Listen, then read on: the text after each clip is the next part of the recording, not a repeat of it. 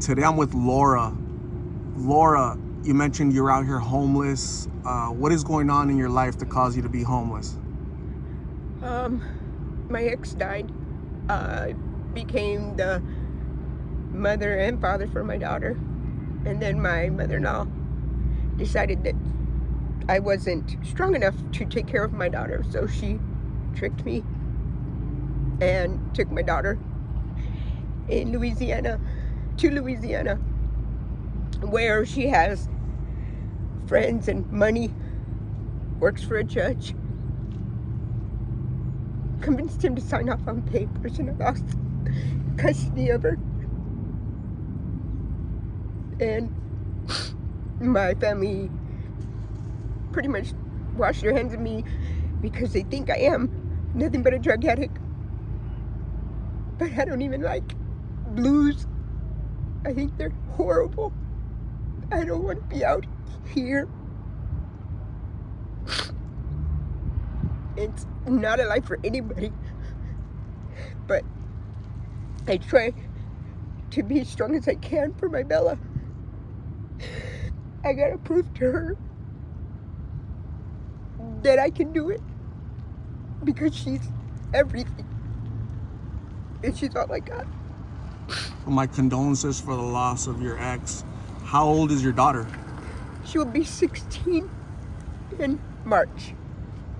And my ex-mother-in-law took her when she was 12, because every summer since her dad died, I would allow her to go to Louisiana.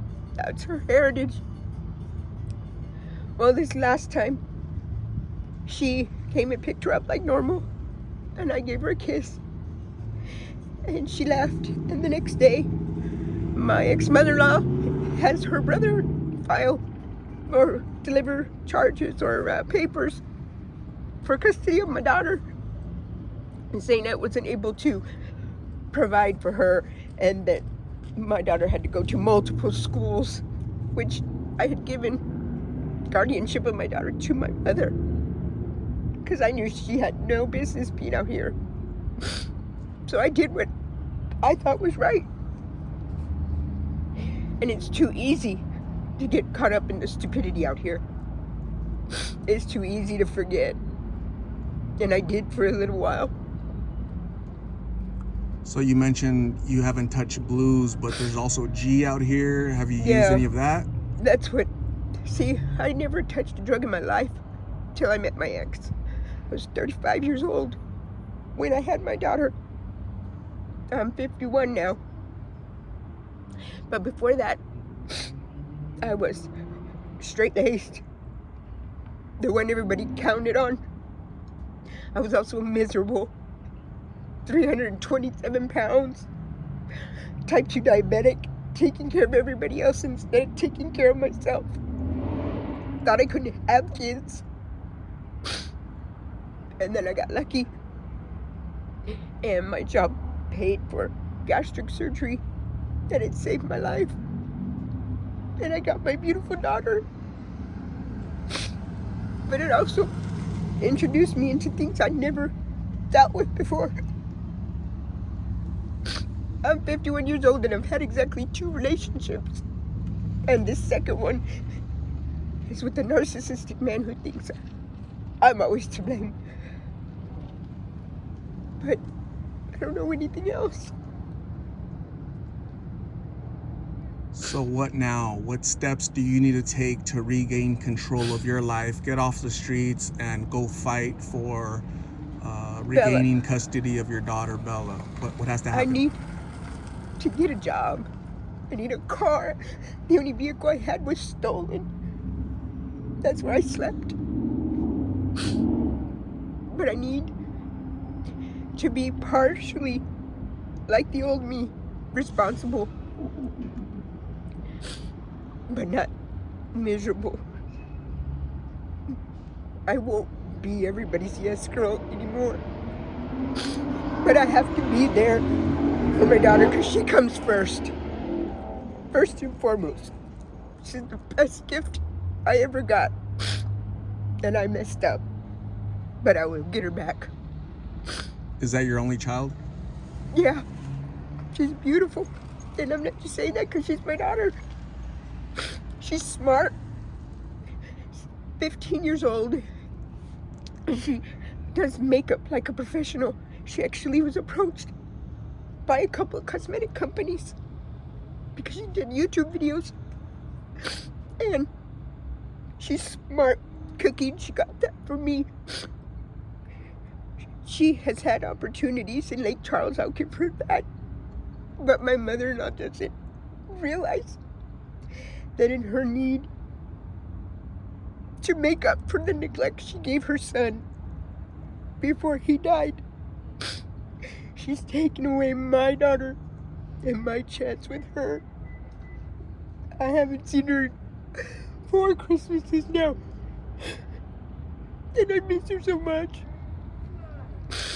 But I need to get my head out of my ass and stop feeling sorry for myself and do what I need to do. And that is be an adult. Everybody has a story. Everybody has a reason why they do what they do. I have more in my background, but it's neither here nor there. Simple fact of the matter is, I need to grow up. It sounds like you haven't given up. I can't. If I do, I'll disappear. I can't give up.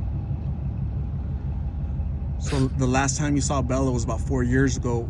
Is that the last time you talked to her? No. There was a couple months where I didn't speak to her when she first left. But now I speak to her at least 2 to 3 times a week. It's just hard because I'm missing all of those fundamental years. But she's so tall and beautiful. What does she tell you? That she misses you? She loves you? Oh yeah. She's willing to... She wants to come home and see me and my mom. My mom misses her a lot. But my siblings, they torment my daughter. I don't know why, but and they tell her she acts too old for her years. But she's been through so much. Her dad died when she was 6. And he was her world. He was a shitty provider, but he was a great dad. You know, she got separated from me. And it's always been me and Bella. So yeah, she grew up fast. But she had to, and she's smart. She's homeschooled. But she's got straight A's. And she's even picked up a southern drawl, which I have no idea where that came from. But she tells me every day that she loves me. Or she'll send me a text. You know what? Pretty soon she'll be 18 though, right? She'll be 18, she'll be an adult. And then nobody will be able to keep you guys separated. Until then, maybe use that time to get better, to get established, so that when you do see her, you're reunited, you can build those bonds again, right? Yeah. She sounds mature enough to give you grace and compassion, understanding that we as parents, we're not perfect. We make mistakes. We fall down like anybody else. And as they grow up, right, kids, they look, when they're little, they look at us as perfect. They expect us to be perfect. Oh yeah. But as they get older and they see that they're not perfect, like, oh shoot, maybe I should give a little bit of grace, compassion to my parents, because Yeah, that's right? my Bella. And Yep. so just work towards that, right? Yep. I have to. Otherwise, she'll just be another lost.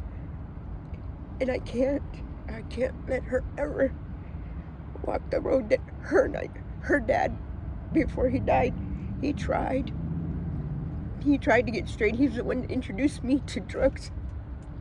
And I could blame him, as my family did. But I'm a grown woman. Nobody held a gun to my head. What right do I have to blame somebody else for my choices?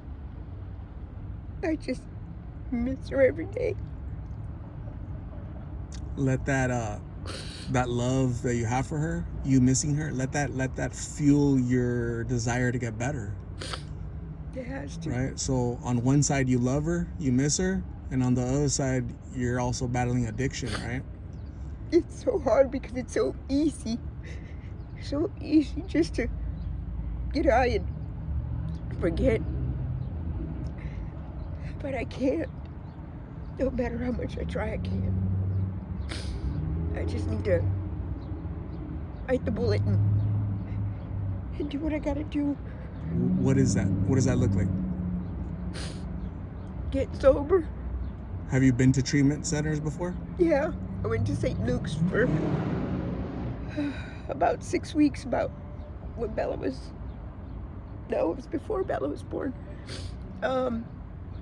I've been through AA, NA, and I made some good friends. I even still speak to my sponsor, but I isolate myself. It's easier because if I don't, then I can get caught up in all the stupidity goes wrong. These girls, they think they have to sell their body for the drugs, and I'm sorry.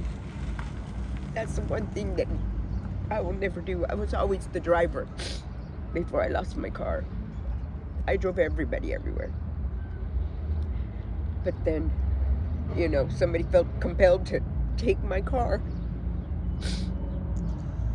But I'm gonna give you my card with my number.